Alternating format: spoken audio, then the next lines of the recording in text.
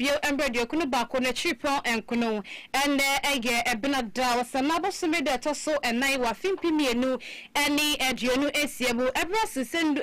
promtubre sama yensa asaso ende yede somona enyeni msemewe obati bi ene se adehia wamo ewo wasa ede atoje chemche se enyamani akade abopa makotu mpon de omo agbawo mo papa Apostle for so adisuafo binumu ewo Koforidia Technical University mo. Dombo former MPP was niko koko amayo kwendi atude chemche se nyame aduma jawada demono ebe kwaso. Oni onyanfo Ahmed Ibrahim onso kasache mo trese hubehia ese mpanyufo de hihie begu akwa ma beboa ma hunini afa ne ntampefra. Ensem bi ka wenim ho na yabone bede ere so mo se awia from to breakfast ye na yabofo bi ada Romanato simene dua 7 yenim bienu am yenya eye ahwode asinkonya ere eso mo Big Joe Paint Enterprise that school Richland Catering Services also and a special eyes ene eye smart up in so journal Vago Target Electricals and Home Appliances so munyina eka abofo ne ho medin ede mame akosia akon awie mene Chumuda hema ya ofoyu akase ni ntremo enie. Say your face semasi na me shasie ewo Suriname High Commissioner Emma Ghana ni din eni Her Excellency Fidelia Grand Gallard wade esmaudo bebre atujwa wabro kopiemu ewo komsa na eye University of Education anu ewo widi bando mu ede ehye sa efeyi ehwo no mami ejina simpie so dia today chimchese Gallard say na ekwaso de senye Ghana hanko anwo na ekura mu woni nada ekwaso papa amoni yakase ukopiem ewo eye insuwansu adeda hwana wa masen ni nyinada afenso eye enam ewuwo nsu mechira fishi bi ni nyina so mama muoi atumi ewu afiri so imu achesa ya homitisem ye papa eno ti wode atode chimchese onom why High Commission Emma Ghana ide enyadia obetna se aye hwehan aye din ewu de birada enchakra wa mu eba be Paul campaign bi hu anu baboapa ama eye nkrofo a wa mu no wabutu efoma gudie enfam akwan so no wamu nyina no yetumi akon ede etia womu. In this field, in my former job, to educate our people and to inform our people how dangerous it was to use these illegal stuff to mine. As I can remember when the Europeans discovered West Coast as it was the gold coast, people were producing gold. They had other methods that they used without this poisonous stuff. So why don't we go back and study how they used to do it and what they did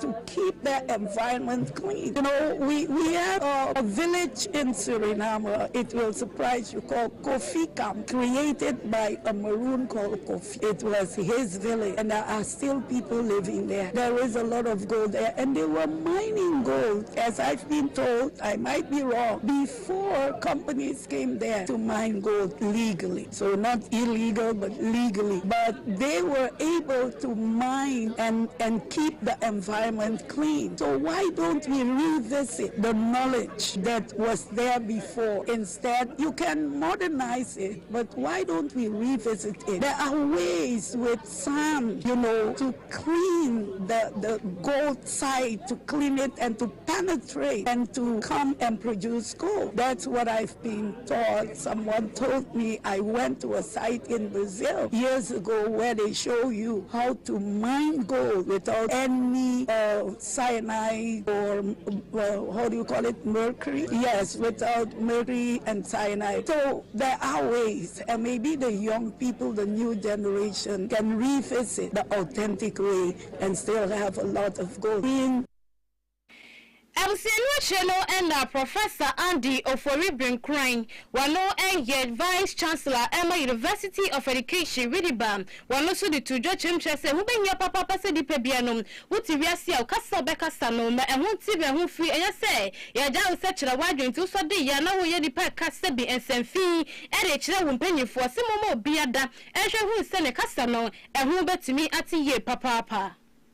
forum, no platform that is devoid of negativity. Every platform has. So it doesn't matter the kind of platform that it doesn't matter the level of education, it doesn't matter the level of knowledge, it doesn't matter the level of professional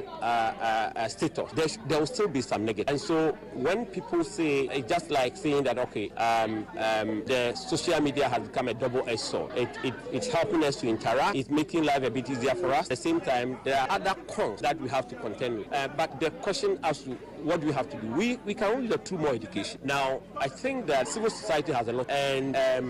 the national civic has more. We as scholars, we can use our platform to educate our students, to let them understand what is ethical about communication, what is the essence of communication. First, we need education. Second, we need to understand that the Gen Z and the Gen Alpha generation are taking up the communication. So what do? We have to go down there. We have to start all the way from SS. We have to start all the way from the junior high school level and educate them. Let them have access to media, but let them have media literacy so that they can sort out what is relevant and what is not. Because once you don't do that, then they will grow and they are being shaped by their peers. And peer level at JSS, JHS level or senior high school level is sometimes toxic. And so we need to have, include in the curriculum, media literacy as a course. Because now it's the media that is shaping all of us. It's shaping you, it's shaping me. The first thing that we do when we get in the morning is to open our social media. That means shaping us. So what kind of a literacy or how do we shape how people read, consume information? And that should start at the lowest level. We don't have to wait to the university level before we start. Vice Chancellor Emma University of Education Winneba Professor Andy Ofori Brinkrining and Yati. Was a from one no was so far no and a show cricket to a memo when some swanne. I have some swear my God the more a union for Ibrahim. One an idea to your children trust about it is your walk. What boy your papa, I'm a quite a better swan. What best to say, who would one every crumple, Puniman tell Mamma one on what's yanum. I buy a bayan way ye papa. What is answer way at to Dano or Quackshamo, I was zoom lion for Katia. Now I knew a more edim como if I buy Nisha Shaya who drop your name one more. Baby, I was one more sass and Mura edu Gonia diam. Now zoom lion for Makachaba, no a James. And what end up pay a quarter which say Jamestown one casa no more baby I would go Macuma Quincy. I buy the season one more come a pie no one more baby frost and then your phone would be with Jamestown and Patsamoa or would you go one more.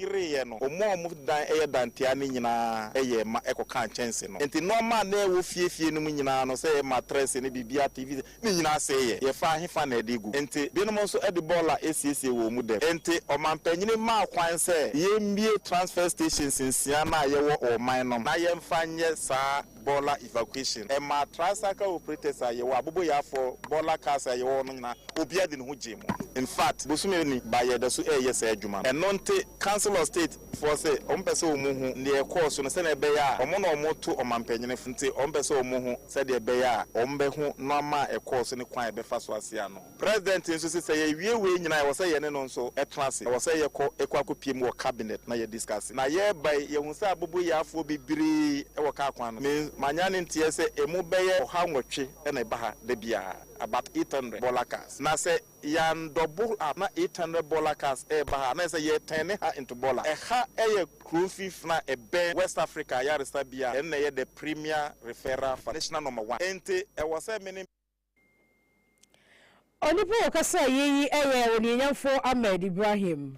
Yet so yakwenim ewo ensemfo from na ye kasianom ramu ewo MPP wasu kokoko amanyoku enem na dombo bofo emba amanyoku eye Henry na nabuache dodo na abane sabane fan na bi wade sima wodo bebre after chimche say August bosumi de tosu ensia ye wada wa munyina etiesi eye enkran montesu ayo ye kira emu edije pa no chimche say ye oye chene de eye asundue kwan so na waso mu kwa mbefrase ewo eye Supreme Court so na feso omosa the petition bi akodru eye Jubilee House metre omampani atna ye kase na afeso de twatu okra eye Parliament House mashebe de fie hwam na omode petition na omonsem omokreche ne ha wam wamudi agum ne ekwakokum na eye empanyifo a wamu ewo na ode atoje chimche se we ne ebe ndie se bi anya bufo kwanso nemum wamadwe ne ndie ma kire omoso no mbaso omo kire omadwe ema empanyifo so eka bi edema wanom eti enti ori atude chemche se obi wo asebi wakasa ye kebi ma menke bia momo ibu wakasa obi wa de beche na ha nkofugu ne nsam afi ye niema ni akade ni sebi omu chemche se ye tan bi ni edibia ni sa niema ni nyina e ma wakruche egu krata so a emprempre nyame ya dom a jawada wa bobo de bede anante ediane na meye enkramwonte so erisa eye pipa ni nyina akopie empanyufo ese na efata wamo animu. The public order. Last Friday, we submitted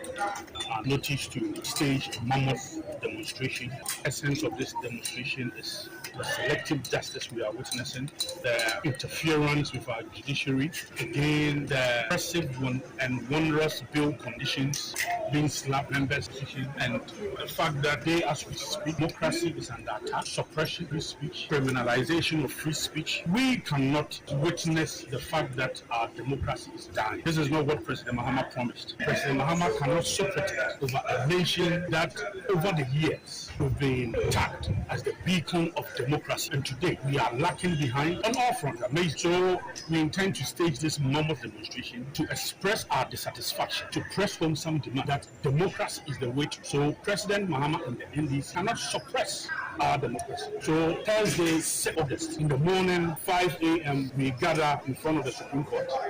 We'll present the first petition at the Supreme Court, and then we'll move straight in front of the streets, the Yoko street, the street in front of Yoko. Then we'll just move straight to Jubilee House. Then there will be a last petition that will be sent to Parliament House. That will delegate the leadership in Parliament, some leaders of our party to present that petition. We are going to hold this mammoth demonstration, democracy under attack, democracy under attack. And it is so amazing how President Mahama, just in 2025, immediately became president. He sanctioned the Attorney General to go to the court and free all NDC elements who are standing trial for various offences. You will recall the 5.7 billion Unibank scandal. The Attorney General, on the instructions of the President, went to court, entered newly prosecuted, freed all of them. You will recall the settlement, $200 million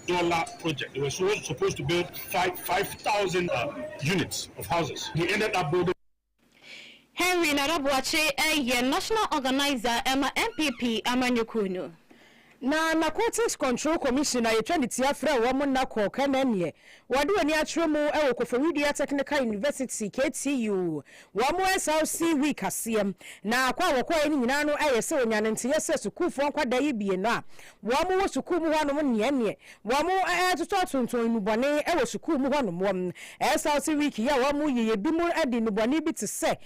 ye niema ensem fata ya bonsam ta yi bie ene ne omo de ya ice cream ni so bolomo ne drinks short one and then your motor no dwumedie nase ene so obi ye omasuti ombo omode kopie mu hono mu a wo ye won hwehwemu ane hwehwemu da adi wie ye ne kopie mu se adesuafo na bia ne tena se fa adwene ye se da bi amanfo ye hye niema no mo ye niema ye technology ho ade no wo mo de wo technology anu ye infuse obolo ene infuse indomie ni ade ade a ena kire se wo mo de enubani ya frafra wo mo to mo betom na asemi ba ne se ye na mpanyifo kire wo mo no ye ma ne boni Michael Akrofi ene kopie mo hono mo nti wato aso amayen Professor Kuwa yefani university ho dwumadie bi a nrano omoye e de gi afoforo ebe school ma na fa de ma afoforo akwaba ebe school mu na aye school no mfenifo a eda o ma no e wo school for no ebia mu yefen esas nrano aye omoye dwumadie a yefen esas week celebration ase na sadie esiye name enye entrepreneurship way program bia bi na estadian ekos na abejoku a wo mo hwe eye ndubone na ne no man na afi so mo de bedi dwuma e wo man gan ayefe no na Narcotics Control Commission omo na penifo se omo nya asotwe se abayewa bi oye ring leader wonye official edunumia sa 23 years na oni afofo beye enkono mo aye ade bia sebi enfamba kwanso enfani no say dey asem yes ice cream abele was ye bi ahye mu no emien sa 23 years on na chese odin tintiman a oyen sa ice cream ne fruit juice no e de ma sa enkofo mo pon e wo SRC week celebration no ase na no kwaso mo so mo mtoto ma no omo eje pinye se niema na ekuro mu no eyo modia enunti no makopie o makache na yemina yenim se ndubone hu dwadie na aso no no mo man ganim ha no o man ran eti aso papa eye dise bi adokoye dra emra na ma ho kwan enunti na nam so ma Narcotics Control for akoso obo pete me no ka sei omo nsema omo toto omo no no ma hwe na ni mani he ya no omo tumi e de omo akogina mbra no a narcotics control for HSA sadi we di omanga ne ma omo so titru adusua fa makosua ade na mda be ye mpanyin pa daache na ma sha se de eye no boni extra ice cream abele was na mo san de fra anonom de fruit juice ni ade amoye no so bolo ni na omo tumi de fra enfam ma kwemu yeti asemu yi enam say ye ni school no ewo yonkufa ni enyo mu di nkita ho ntiro bo pre school ni mpanyfo eji so mo say ni abani at the school mpanyfo ni bi say ebo say eyo mo ni mbreko a ye di kan eye na cortis for no eba school go ebe che sa adusuafo no bi wo mo de ni so mo che ewo mfama ma na say mo hu say enenam ebiem say adusuafo a o mo so mo achi no ana so mo so mo pe achi no omo ya disuafo ewo ho ana se omo fi baabi ene baaye branu ban so bo ye SRC week say ya omo nya hoho ene omanfo bi omo fi nya de bre etu do ho be shem bi say omo ya disuafo so be no omo nya disuafo enu ti omo ti ni susu dia sia mre aye ka say omo ya disuafo ena afro so bo eke sukuu no ho se den o afanso ba be hwehwemu yie ahwe say omo ya disuafo a Wei amani boni Michael Akrofi oboy amani yi edi free Takrade Technical University ko foridi amom ena chese waboye mu ncheche mu kamei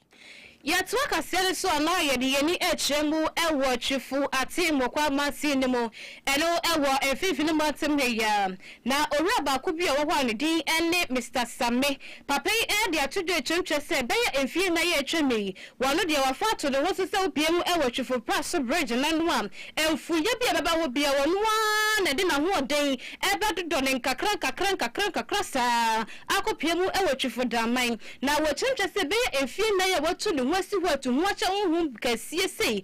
opanyini bie ni wo kromo ampa watu mi abase Same ene de wa ya de ntiji wempo je wansi dimpo na se bi fato nsuo fati wo bre so bie ni wo wa ya sade ni kurada wasi ebinum wo ho mo pepepa se akasa nyima wo mbeto mo wo gu monte so na ka kromo wasiesie kakra bi kraja wa maye ama kromo watimi atenwan na mom no wo pa ho asem ko yese kim wo bie ni ho wa ba kira na ni so mpo omunyina bayi wo mani amawo enti wose wakoto so ye papa sempenifu ebi wo munsem afensu wo masni krache ene wo mo mahye bedwani no wanhwe no wontwe ni emehwe wo mo sanse tu wache wo hu pajuma ena wo mo ede esi wo mani so a wo mo eboa ewo eyetwifu atimukwa masini mi wosa no sa secretary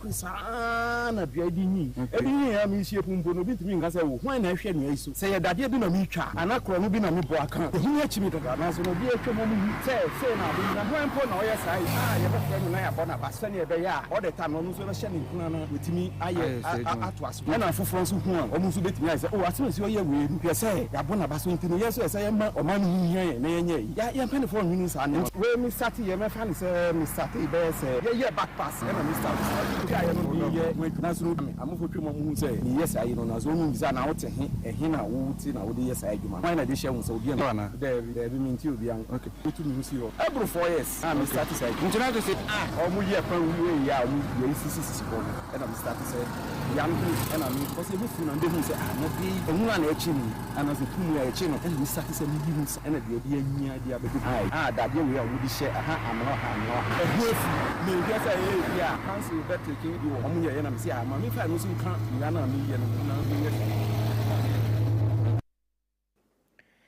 Once a for more no other should be no more a watch if one was so a woman no a watch if what Timo comments in the 3 months and Handeka say. What are the Sradia de Atogana by any moasa was through, San Assassin and Libya Bana Yama Benel Con and Nimnanie. I bear from Indian Sumutrando, one more Honomunya so fast will be sent in the say. I dear friend a network, a pair network, and I would do one patam one of them. A hard papa, and also Conquada was also in Kanya News, your cranoa. A can be Amasania. One would mediate for aqua yenum, or that didn't want siasa, so minimum posebia, Wamoka Gana, who are Nas, Wamonka Huam, Wamoso Medicain Eddie Aqua to the young friends the kiosk and Nimonuna, Waya Bayano senior watch for Timo Quamens in the mum, Washo Mobody Aka, one Sembe Brabon or Basse, Bibi as a fatter be a woman by an answer, almost answer at yes in Mubium say, Wamos read papa, Pawani on the young 40 D1D, or Muninanka Mumia Bibi, I say fatal from a warm war. asan say enfu bebre na etu krodwe we malati abetwan hu akọ lati be pan hu ko enso enim say wosi a woyo anu nti na edi adesede yi etu we nim say hu ye mobọ na bua ye lati sem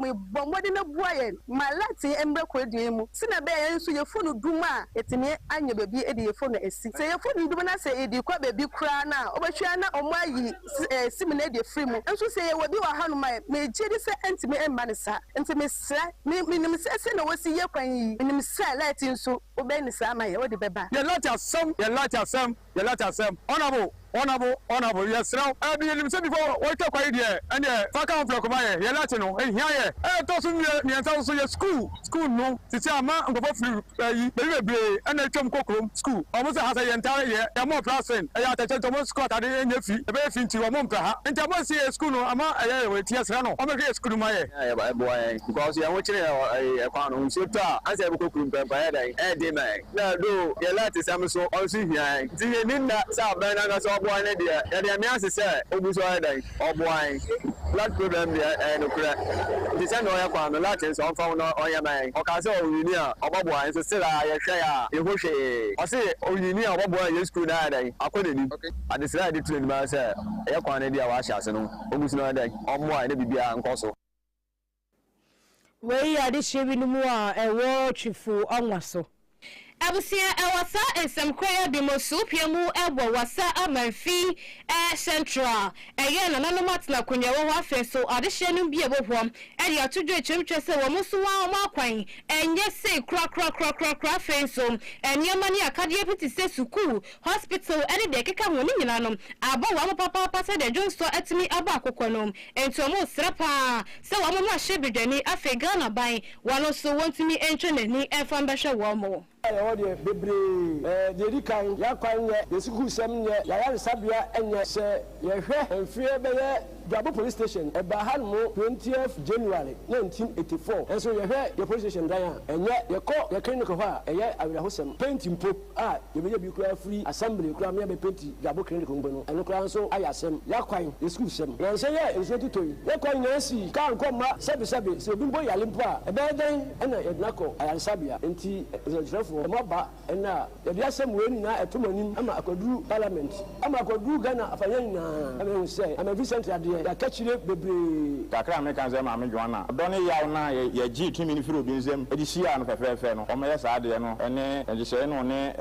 youth no ene ya ma me no hyehyɛ ye no me ne sa fefefe ma ye no so ba so be ya kwan ya ma ye no oba be ye kwan be hwe school sem ene ma bia ye hia bia no ye nsa be ka say ampa so wa ye dia asan dutundu nsa me ne foforo empa ma ye na yinya asomdwe ye ne ho ayalesa bia edimu ema ye mpotem ha ena ye nsa ne market kese bia be boa ye ema ye ma me no emebrunum se obinya bibi kakra odi besi ni tia no obetonton ade se de ne nsa be kona no ayani bi ye bibia no ha Amenvi Central ye papa aha ye hia emoa pa Amenvi Central titiri wasadwabo MP be ka tell se wo de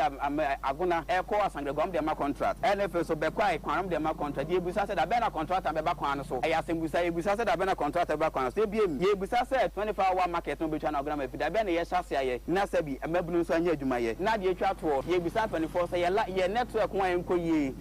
wugina ba bia wutimi nye ko and they say am robert for krata na okuta phone na one network ranko a obetimi afre obi so obi bra beje wo sane say ye network we nyina emma community no enkoso emma community no sabi ye niema wos ye nya na ye mpunturo koso no ne nyina ntimi nkoso eti e be sere 24 meboa ye wo de bebre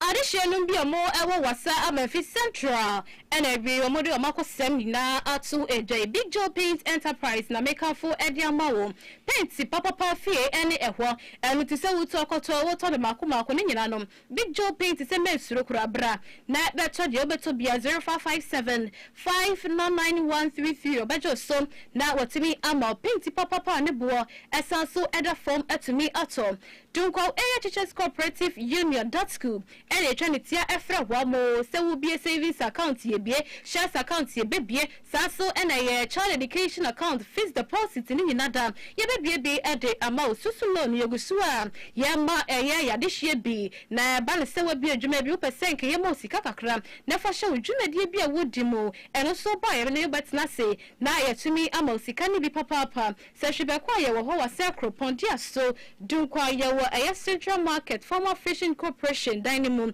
atana kase no so ye ben Forestry Commission 0332228000 we any emba that school ye de juma ewe yakache Richland Kitchen Services eba ne se jollof fried rice eba no plain rice and tomato stew na bankweni tilapia and afrensu okra stew ni nyina no ye betimi aye bi ede amawo so bolo ne ye be mo bi ato anom coconut pudding ni nyina no ebi ewe Richland akache special meat pie rose bread and pizza munyinada yetimi eye bi ewo ho wedding na obeye engagement ye na befie oto onsa e de freya baby bia ye baba ne yetimi abenu aduane papa ne bo so eda foma ede etimi ede asum wade hye nyina ede amawo present ya se dunkwa onofen ehwo na yebuto ye de yentwuma ewo ho ewe ya agi main na freye na odawde asisi 0541 192060 and 0542195509